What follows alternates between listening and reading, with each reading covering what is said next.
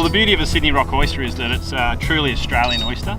It's native to the east coast of Australia, and it can only be found in a 1,500 kilometre stretch of coastline from southern Queensland to northern Victoria. What we really love about the Sydney Rock is its complexity and depth in flavour. It filters up to 11 litres of water a day, and anything that's in that water, it'll absorb into its body and take on that flavour. So we really are enabled to have a concept of maiwa when we're eating our Sydney Rock oysters. Well, it's the complexity and flavour of the Sydney Rock oyster that just makes it so attractive to the culinary population.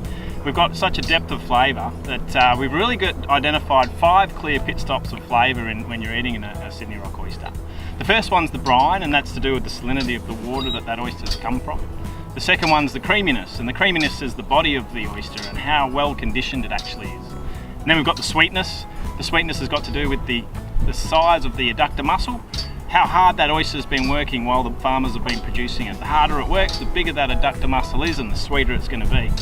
The mineralisation and the umami are the finishing flavours. The mineralisation comes from the trace elements in the water, so zincs and coppers, magnesiums, which give us that real mineralisation that really lingers. And then if you're lucky enough, towards the end of your eating experience with Sydney Rock oyster, you'll get the umami. And the umami is those sort of vegetal flavours. So vegetal flavours really comes from the organics in the water. So any detritus or organic matter that's come off the land, the oyster will actually absorb that and give you a real organic, earthy flavour.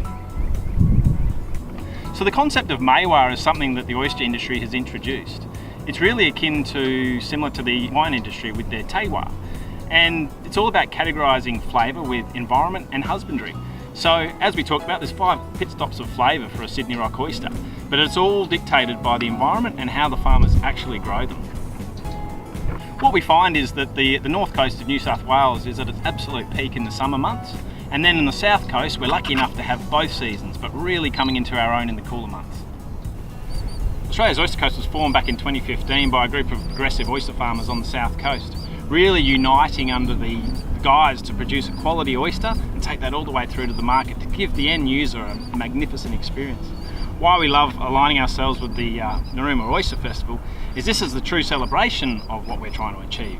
It brings representation of all our farmers and everything that we work hard to do.